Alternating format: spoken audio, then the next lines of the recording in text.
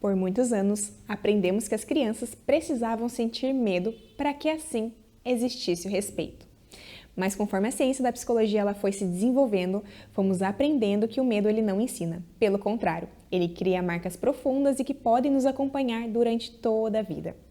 No vídeo de hoje nós vamos falar mais sobre os prejuízos de crescer com medo e eu vou trazer um pouquinho da história do Will Smith com seu pai para ajudar a exemplificar alguns pontos por aqui. Mas antes de continuar, saiba que você é muito bem-vindo. Eu me chamo Júlia, sou psicóloga e eu utilizo esse canal para falar mais sobre saúde mental e autoconhecimento. Se você gosta de conteúdos assim, já aproveita para se inscrever e deixa sua curtida para que esse vídeo ele alcance mais pessoas. Agora vamos começar o tema de hoje, onde vamos entender mais sobre alguns dos prejuízos de um desenvolvimento embasado no medo. E para te ajudar na explicação, eu vou usar então alguns elementos da história do Smith, eu vou inclusive usar esse livro aqui, que é onde ele conta um pouquinho mais da história dele, dos acontecimentos da sua infância, principalmente ali do relacionamento com seu pai. Então eu vou usar um pouquinho desse livro no vídeo de hoje também.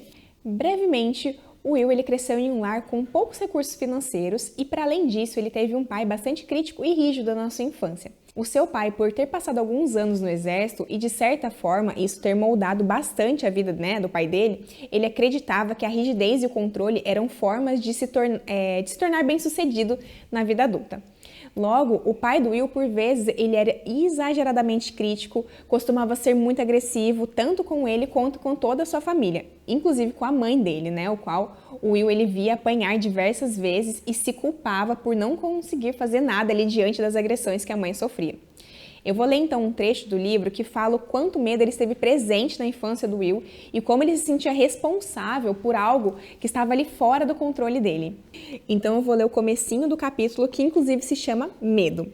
Ele coloca aqui: Sempre pensei em mim mesmo como um covarde. A maior parte das minhas memórias de infância tem a ver comigo sentindo algum tipo de medo.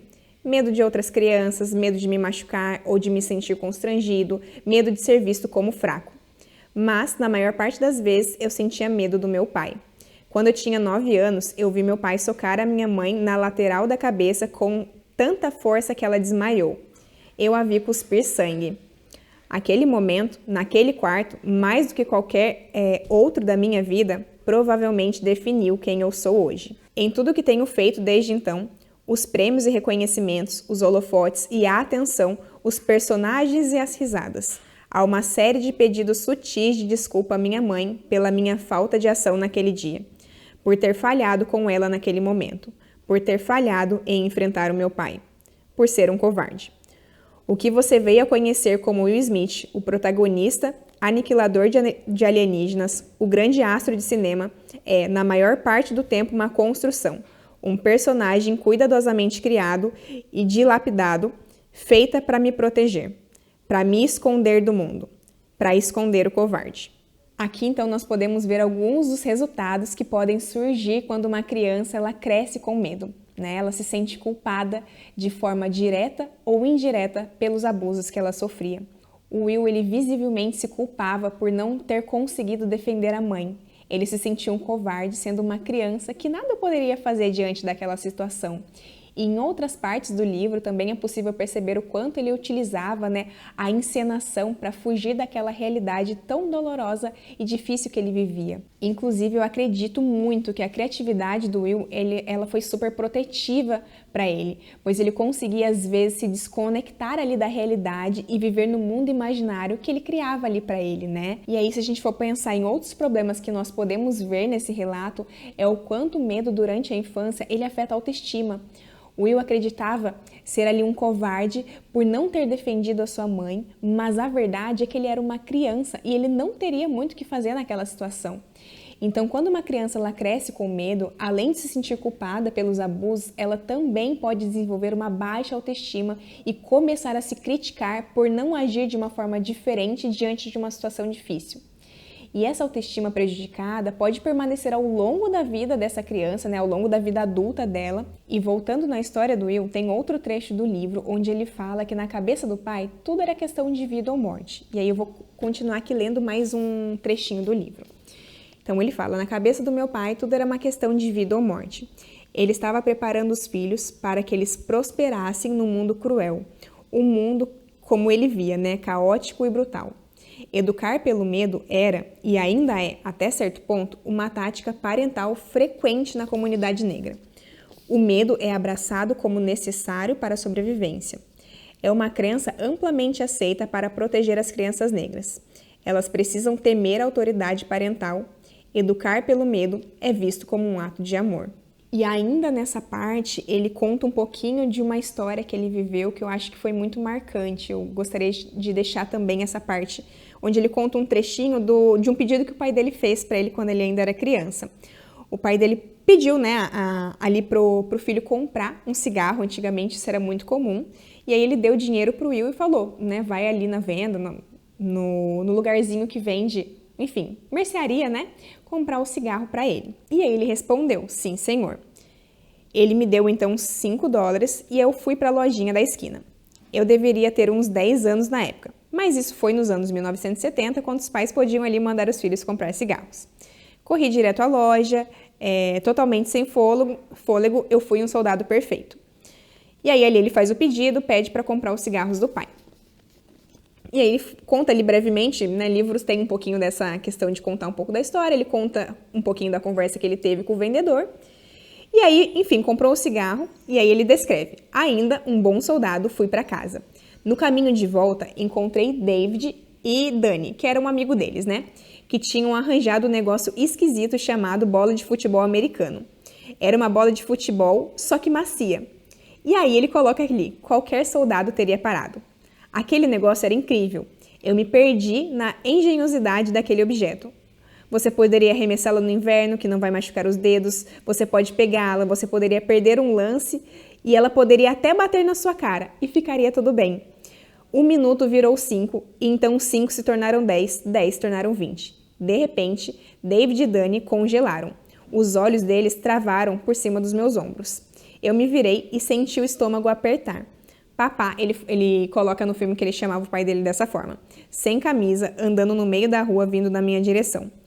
Que diabos você está fazendo? O pai dele pergunta. E aí ele responde, papai, o Senhor... E aí ele começa ali mostrar que ele está gaguejando. O pai dele pergunta, o que eu te mandei fazer? Ele responde, eu sei, papai, mas eu... E aí ele para de falar.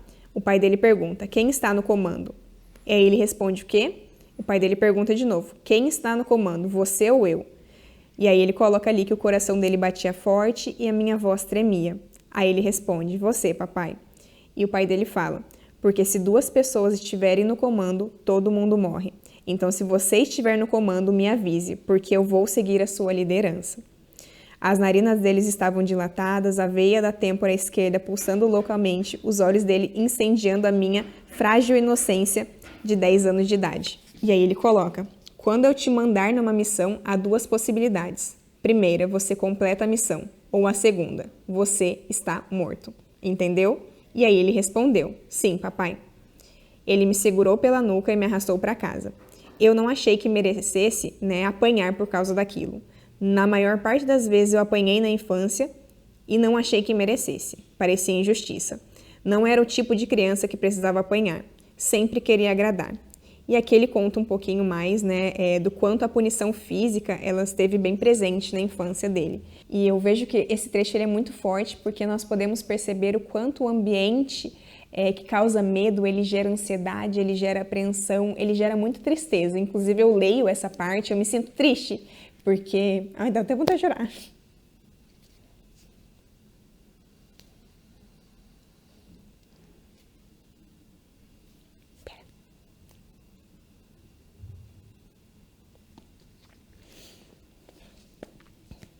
Pronto, e eu acho que eu leio esse livro, eu me coloco assim no lugar dele, né?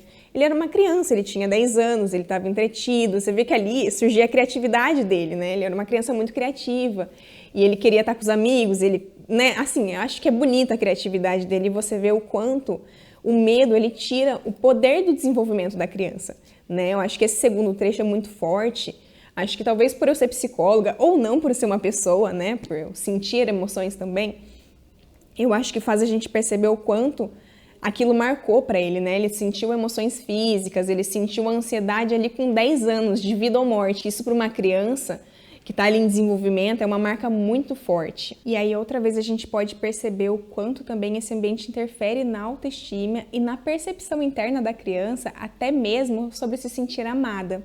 Né? Aqui não dá para perceber exatamente como eram as emoções do Will, ele não fala tanto sobre isso, mas eu imagino que muitas vezes ele não se sentia amado, né? Pois seus erros eles eram duramente penalizados e assim várias vezes a gente vai percebendo que ele busca a aprovação do pai, mesmo nesse contexto tão difícil. Então assim, é difícil para uma criança, porque o cuidador, por mais que ele acabe gerando muitos impactos negativos, quando esse cuidador ele não está preparado para isso, a criança ainda quer, né, o vínculo com esse pai, com essa mãe, com esse cuidador. E outro ponto que pode ser bastante prejudicado nesse ambiente hostil é a dificuldade cognitiva, né? Ou seja, a criança ela pode ter dificuldade de aprendizagem, de concentração e até mesmo a criatividade dessa criança pode ser comprometida. Quando a gente pensa no caso do Will, podemos perceber que a criatividade dele acabou servindo como uma fuga da realidade, mas em alguns casos as crianças elas podem perder a sua capacidade de criatividade ou mesmo o desejo de brincar, pois o medo ele toma conta, né, dessa criança e ela vive presa nessa emoção. Fora que é comum as crianças que crescem em ambientes assim terem dificuldade para confiar na vida adulta, né? Elas geralmente se tornam adultos apreensivos, que possuem dificuldade de formar vínculos, que acreditam que outras pessoas não possam ser seguras, não possam oferecer relações seguras. Porque ali, né, sua primeira relação na infância, com a sua referência de cuidado, ofereceu um ambiente com muitas brigas, agressões, às vezes físicas, às vezes verbais. E aí um outro trecho do livro que mostra uma característica muito forte do pai do Will, onde ele conta um pouco sobre como era fazer as atividades de casa e tudo ali era visto como uma mentalidade muito militarista e as coisas precisavam ser feitas com muita perfeição.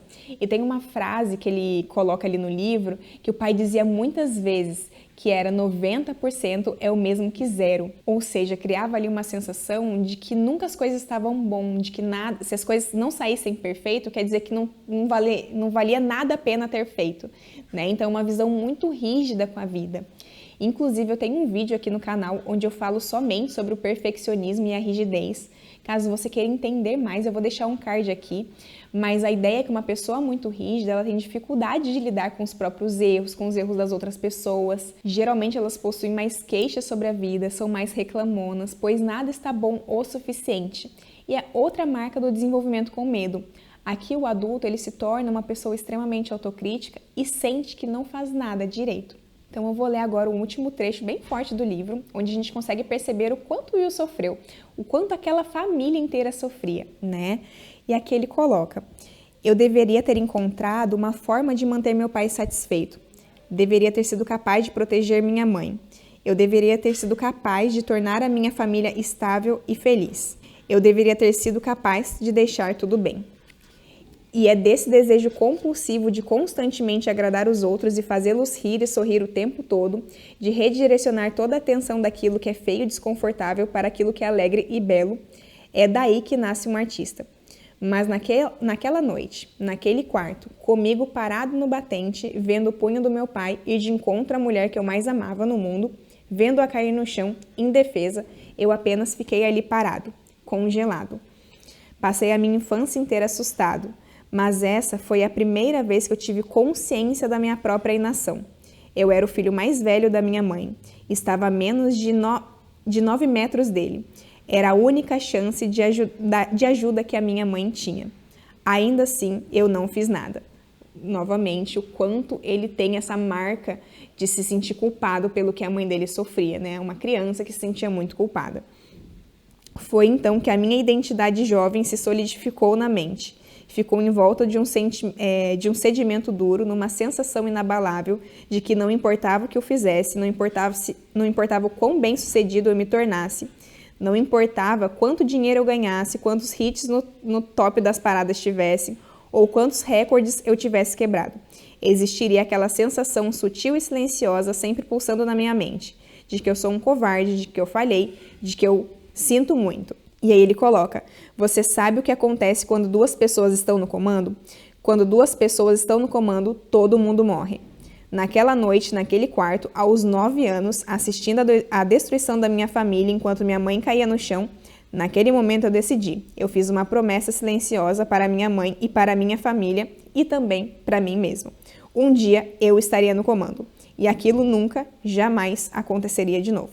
E nessa parte nós podemos perceber mais uma marca forte do crescimento com medo, né? A busca forte e silenciosa de querer sair dessa situação.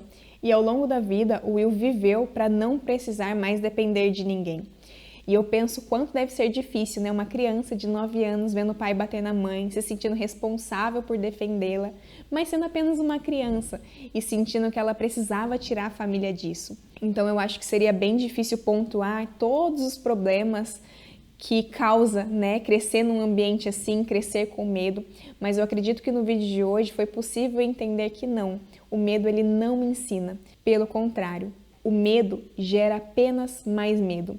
Ele interfere na autoestima, interfere nos relacionamentos, ele cria marcas profundas no emocional da pessoa que passa por um desenvolvimento assim e essa pessoa lida com isso basicamente a vida inteira. Eu espero que o vídeo de hoje ele tenha feito sentido por aí. É um vídeo difícil, né? Um vídeo um pouco mais pesado, foi difícil também para gravar, né, esse conteúdo, mas eu acho que é muito bom a gente aprender com histórias e a gente perceber que as crianças, né, que o desenvolvimento ele precisa de cuidado, que a gente ensina, que a gente educa, que a gente cria vínculo e até a criança respeita aquela pessoa que ela ama, que cuida dela, né, e perceber também o quanto um ambiente com medo faz esse adulto ter tantas marcas que por muitas vezes ele vai passar ali anos em terapia para conseguir reelaborar essas experiências que aconteceram ainda muito jovem, né? Então eu espero que esse vídeo ele tenha te feito refletir de alguma forma. Então se fez sentido para você, eu peço que também você compartilhe esse conteúdo para que mais pessoas tenham acesso a esse conhecimento tão importante de saúde mental e se inscreva no canal para não perder nenhum conteúdo. Eu te espero e te aguardo no próximo vídeo. Um grande beijo e até mais!